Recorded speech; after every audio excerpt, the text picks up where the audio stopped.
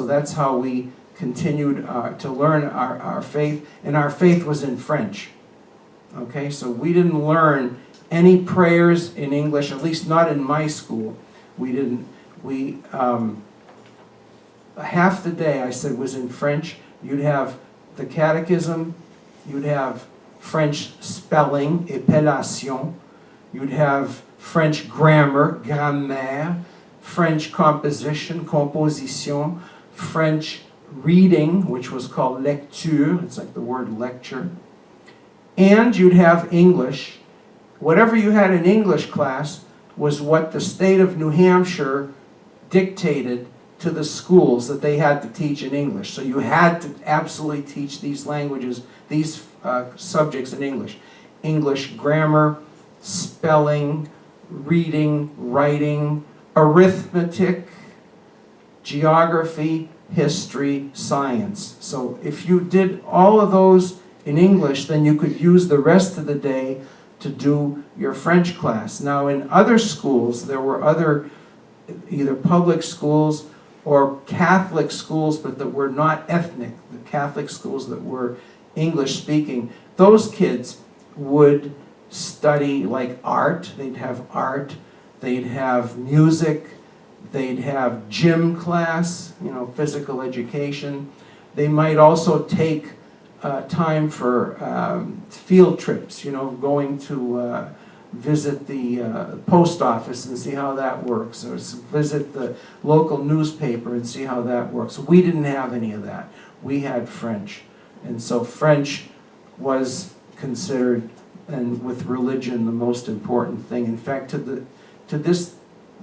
when I was a little kid, I actually thought that everything that went on in the Bible, like when they would teach us about, Adam and Eve, it was Adam et Ève, and Moses was Moïse, and so on and so forth. We thought that you die, you go to heaven, and French was the official language of heaven. And I remember asking my mother, I said, well, what if somebody was good and went to heaven and they didn't speak French? And it was kind of like, well, I think God will take that into consideration if you were a good person. And that was the same thing with Protestants, because I had an uncle, I had an aunt who married a Congregationalist. And he was a good guy, a really good guy, and we loved him. And he sang in the Congregational church choir, and he was very much involved with that. And I can remember the nuns saying things like, if you're not Catholic, you're not saved, and all this kind of stuff. And I was worried for him. And my mother would say, don't worry, I think God will take that into consideration as well. So, anyway, next one. Another activity we'd have, this was extracurricular though, you'd have to stay after school for this. We had this competition called La Bonne Chanson, Festival de la Bonne Chanson, Festival of the Good Song, where all the parochial schools in the area would compete. The kids would sing in French. And I can remember as a little kid being recruited by the nuns, and we'd sing. But then you get to maybe like 5th grade or 6th grade, and the boys would say, I'm not going to sing. That's for girls. And so they'd have to force us into this. And our school won. I remember one particular year our school won. But this is in St. Cecilia's Hall. St. Cecilia being the patron saint of music. So another way to encourage us. There were other institutions, because I talked about, a whole network of institutions. This is L'Hôpital Notre-Dame de Lourdes, Our Lady of Lourdes Hospital. I was born in this building. My wife was born in this building. It no longer exists. It's now the Catholic Medical Center. So they tore down this building, and now you have a very modern hospital, and it's called Catholic Medical Center. So the ethnicity part has completely left. But from 1894 until 1974, this was Notre-Dame de Lourdes Hospital. And it was nuns, it was run by nuns, the Sisters of Charity from Saint-Hyacinthe, Quebec, also known as the Grey Nuns. and the doctors all spoke French, the nurses all spoke French. And so when a baby was born, when we were born, the first language we ever heard was French from the doctor and the nurse, and then eventually they'd give you to your mother and she'd speak French as well. So, next. And I mentioned the credit union. You can see right here it says up top, La Caisse Populaire Sainte-Marie. That means Saint Marie's credit union. As I said, they were founded in 1908. The idea here was that the French Canadians and Franco-Americans did not trust the Yankee banks on the other side of the river. Remember I said that Elm Street, the downtown, was on the east side of the river. They didn't trust the Yankee banks, the Yankee English-speaking Protestant banks with their money. But those banks didn't trust the Franco-Americans either, because they'd say, these immigrants, they want to borrow money and build houses and whatever. How do we know they're gonna pay? So there was this mutual distrust among them. So what would happen is people would save their money. You know, that old myth of, you know, it's not a myth really. People would store money in their mattresses or whatever. Now, you saw that Flatiron district that I showed you before, that poor district where the buildings were all close together. My wife says, for example, some of those houses were so close together that only a little kid could walk in between them. An adult couldn't fit. They were so close. So when one building, because they were mostly all wood, would catch fire, you could have a whole section that would catch fire. So Monsignor Heavey, who you saw earlier, who was pastor of St. Marie's, heard stories of people who lost their life savings in these fires. So he said, we've got to do something here. We can't be having people lose their life savings. So he had heard of this movement called the Caisse Populaire movement, or credit union movement, up in Canada. This Mr. Alphonse Desjardins had founded the first credit union in North America up in Lévis, Quebec. Lévis is just across the river, the St. Lawrence River from Quebec City. He founded that first credit union in 1900, and it took off, and more credit unions were founded up there. So Monsignor Heavey heard about that. He invited Desjardins to come down to Manchester and speak to his parishioners about starting a credit union in Manchester, in their parish, and that's where the first credit union in the U.S. was born. Next. Not everyone worked in the mills, of course. I said, you know, there was the shoe industry as well, but some people, especially farmers, the men who worked outside when they were in Canada, did not want to work in stuffy old mills. And the French Canadians were known for their manual dexterity. They were known for good construction. So a lot of them worked in the construction of mills. So they were actually working outside like this. Next. Some were ice workers. You can see with their ice tongs there, the Manchester Coal and Ice Company. Next. Some worked in print shops. This is a print shop that actually, they did job printing, but they also printed L'Avenir National, which was a French daily newspaper. We'll talk about that a little bit after. This is a French life insurance society called l'Association Canado-Américaine, the Canadian-American Association. And actually this person right here is my maternal grandfather. He lived on a farm in Canada, but he hated farming. So he got an education and he told his father, he said to his father, you can keep running the farm with my brother, but I'm heading to the United States. And so he became a journalist. He went first from Canada to Woonsocket, Rhode Island, where he was a journalist. Actually, he wanted to actually write stories for French language newspapers, by the way.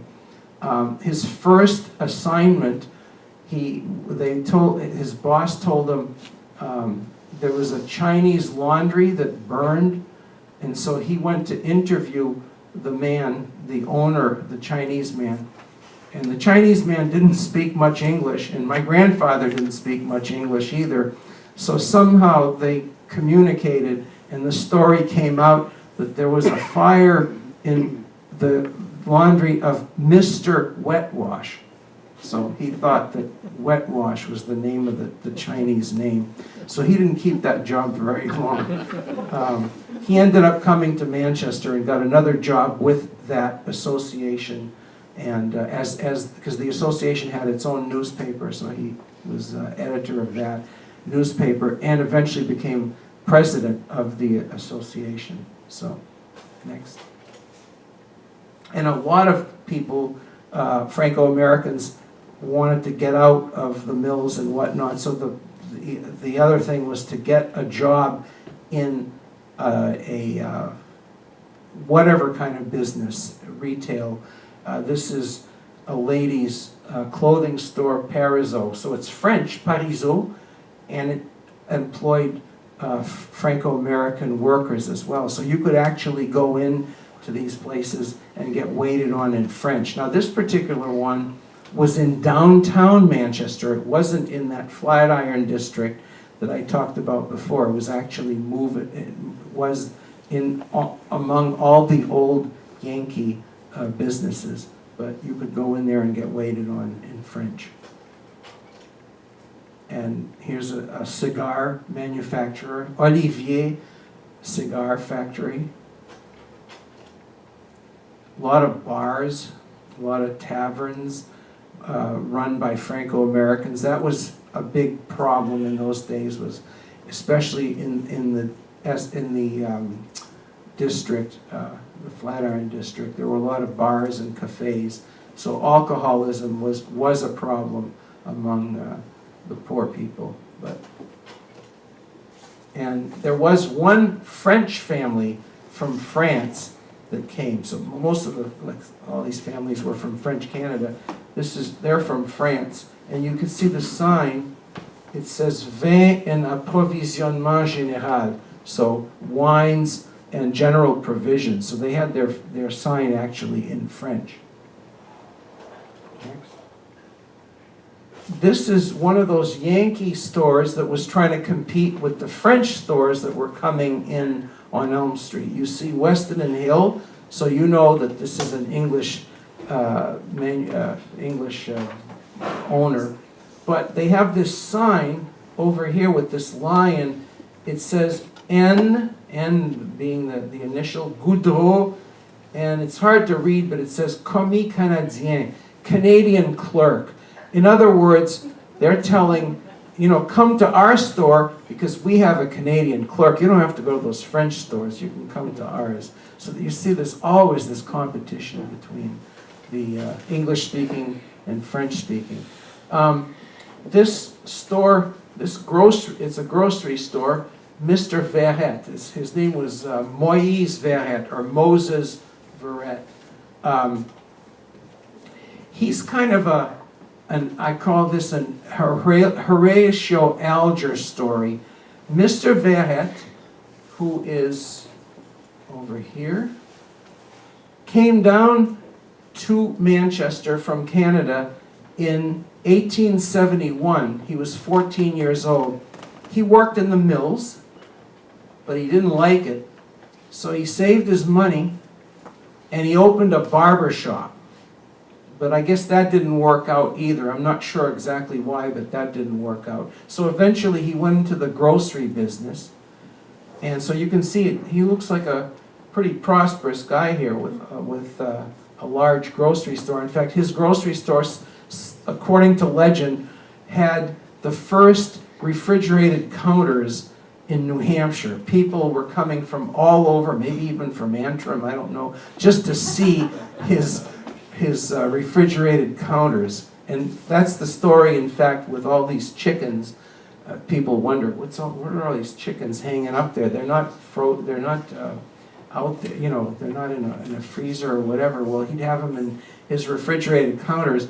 And when the mill workers would get out of work from the Amosquet company, you'd see there were 17,000 workers at its peak. So you can just picture when the mill bell would ring and it's time to go home, all these, thousands and thousands of mill workers would go walking by his store, and on payday, they'd have their pockets full of silver dollars because they were paid in cash. And they'd see those chickens hanging up there, so the chickens would be sold in no time. So it's not like chickens are out there in the heat or whatever it is.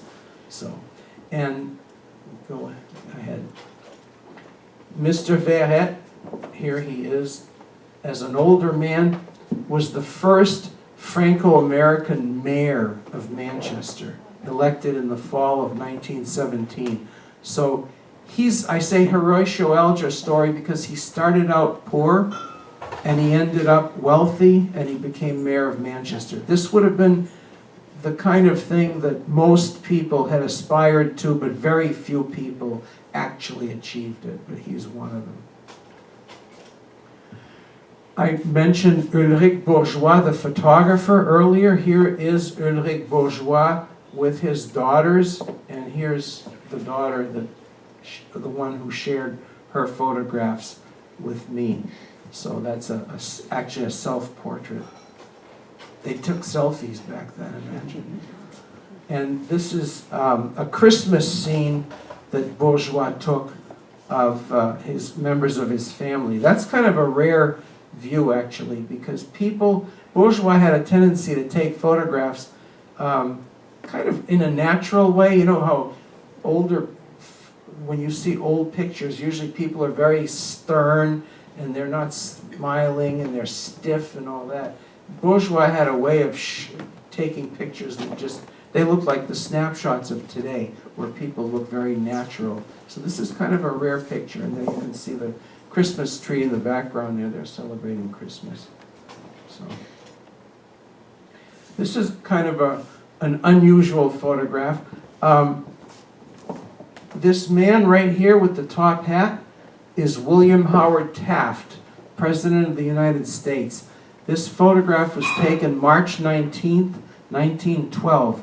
He was campaigning for re-election, and he came to a French club. This was a French club called Le Cercle National, and the club still exists, not in this building, but it still exists. And so the people wanted to show their patriotism, so you've got the American flag over there on the left, but they also wanted to show the fact that they're from Canada.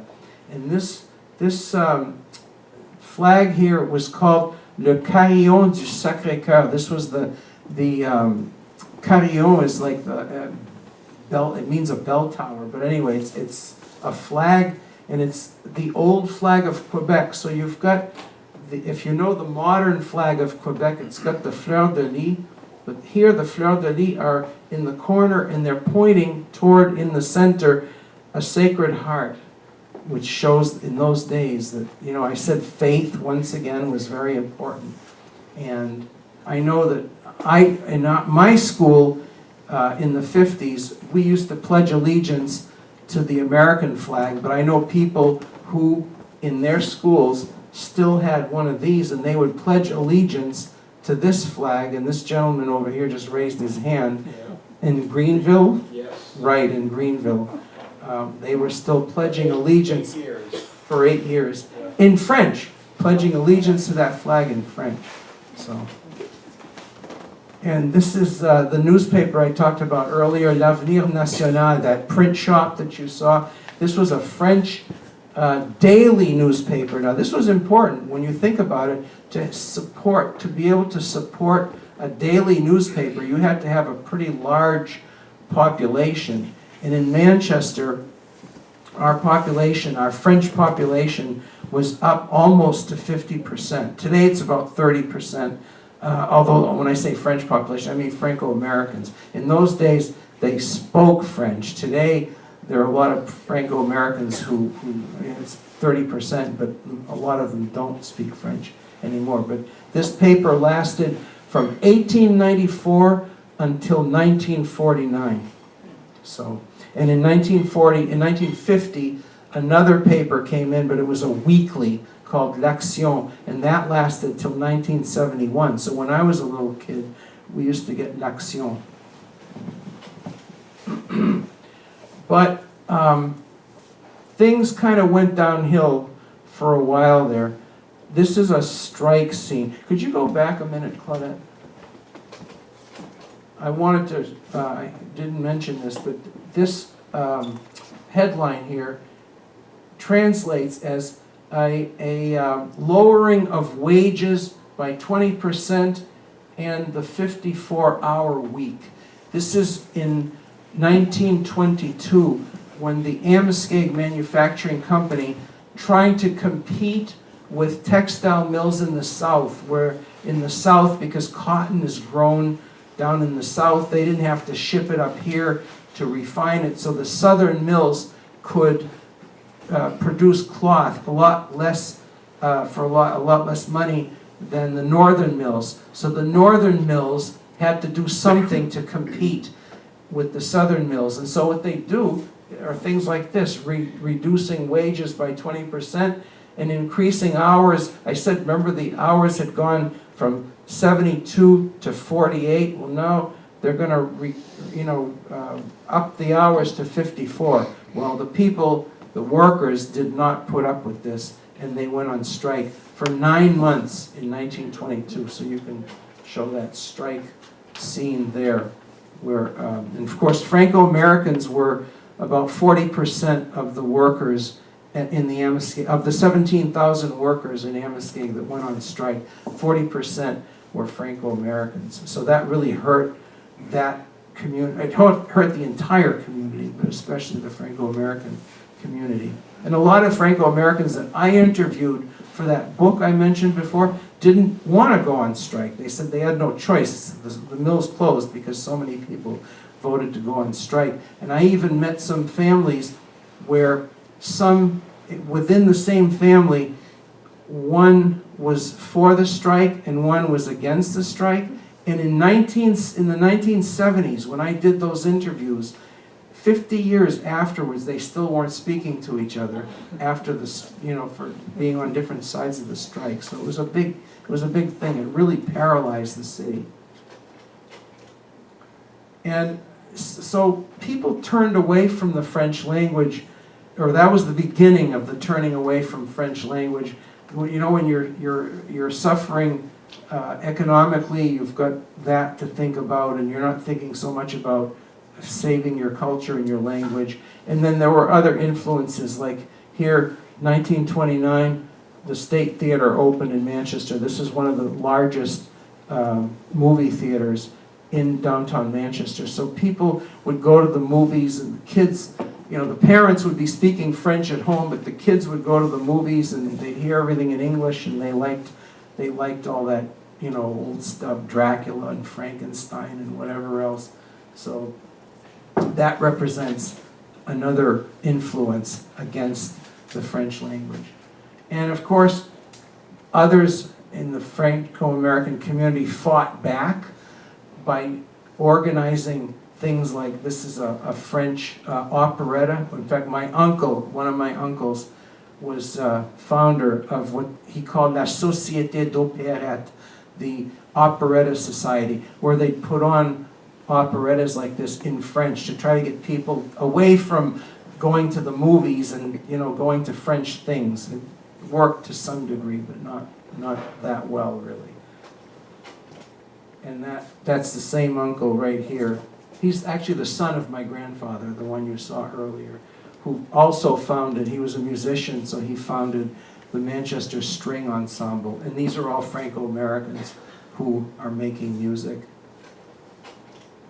And there were artists. This is Lucien Gosselin, or Lucien Gosselin, who was a sculptor. Next. And this is one of his monuments. This is in a park, Victory Park in Manchester. He had sculptures in parks all over New England. And this is the building of the ACA, what I mentioned earlier, the Association Canado-Américaine, the one that my grandfather was president of. And another public display of religion and culture. This is every year on the 24th of June. The 24th of June was Saint John the Baptist Day, or Saint Jean-Baptiste in French, the patron saint of the French Canadians. And so this is on Elm Street, the downtown street of Manchester. There'd be a Saint Jean-Baptiste parade. And in this case, it was 1950, so Pope Pius XII was Pope, and they did a papier-mâché figure of the Pope. So, and a Franco-American child, a boy, would be asked to be the little Saint John the Baptist with his lamb. So the kid would, all the boys would kind of grow their hair a little bit longer and try to be picked for that parade float with the lamb. And of course, there were always problems with the lamb. You know, the kid couldn't always control the lamb, and so, and this is something that, you know, they were doing this in French Canada as well, and, you know, it was done in Manchester for a number of years, and then it kind of went out of style because it was hard to get kids to want to do this. The parents wanted the kids to do it because it was like an honor, but the kid didn't necessarily think it was an honor. And I can remember when our son was born in 1982, and when he was probably about, I don't know, 3 or 4 years old, so this would have been, you know, about 1986 or so, they wanted us to let him do this sort of thing, and my son said, no way. So, and another thing was the month of Mary and the Blessed Virgin. So the Franco-Americans in every parish, they would parade around with the statue of the Blessed Virgin around each parish in May. And this was supposed to be like an honor for the kids to march in the procession. So this is an unusual scene. People actually kneeling down in front of a statue of the Blessed Virgin praying. Now, when I was a kid, especially during the Cuban Missile Crisis, when kids in public schools were being told, duck and cover, we were being told, pray. And I can remember one nun telling us, if they launched those missiles at us, and a missile should hit Manchester, then if you survive, then the communists will all come to Manchester, and they're going to come to our school, and they're going to rip the crucifix off the wall, and they're going to throw it on the ground and tell you to spit on it. And if you don't, they're going to kill you. So you better pray for the strength to resist them, and then be prepared to die. That's what we were told. That's the kind of stuff. So So they were telling us to pray the rosary at night like this after supper. You know, have your supper, and then you pray the rosary like this. This is how we weathered the Cold War. So I'm just surprised that people allowed themselves to be photographed doing this. But anyway.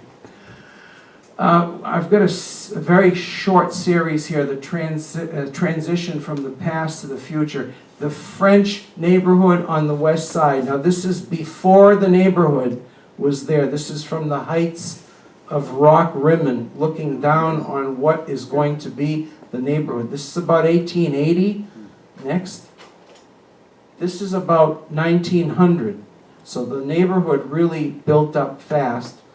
St. Marie's Church right there in the middle.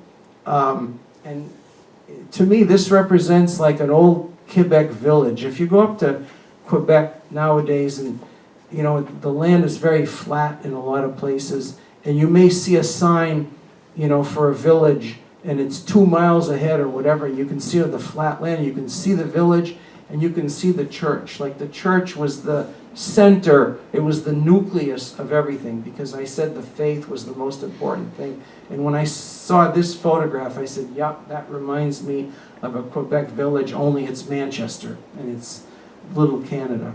Now this house, keep your eye on this house, next. It's this house right here. Yeah. So I shot this photograph. So now we're going to see some of my photographs of Manchester, just showing the old and the new, the mills where the French people worked, you know, juxtaposed with some of the more modern buildings that exist today. The old wooden signs, I shot some of these back in, as early as the 1970s. So now my photographs are becoming historical, I guess, you know. It's a little scary to think that, but anyway, the old signs. Cartier Street, for Jacques Cartier, who was kind of like the Christopher Columbus of French Canada. He came in 1534 the first time. So, next. And there's St. Marie's again. And the interior, see, I said it hadn't changed much. So you contrast that with the other photograph that I showed, and it hasn't changed at all. St. Marie's again with some of the old three-deckers that were up there, showing what a working class neighborhood it really was. More of those three-deckers that I talked about earlier. And this is one house that reminds me of a Canadian farmhouse. I mean, the style is like that. Somebody was nostalgic for their Canadian farmhouse, and so right in the middle of all these working class mill houses and whatnot, they put up this and had their garden in the front and all that. So this is somebody that was definitely nostalgic for Quebec. And of course the religion part, I always think this is interesting because they have statues of the Blessed Virgin, the Sacred Heart, Saint Teresa, whatever, but in this case they had Halloween mixed in with the Blessed Virgin, so that's kind of like the religion and the what do you call it? Secular, yeah. There's Ferdinand Gagnon. Remember the big man you saw earlier who founded the first French language newspaper in Manchester? He's in Lafayette Park in Manchester, but he's lost weight. I think it was expensive, the bronze, it was kind of expensive, so they decided to trim him down a little bit. His niece is actually the one who paid for this statue, so I guess she had those specifications. And this is kind of an interesting story. This is a railroad car, a French railroad car that's encased in this building. It's called Train de la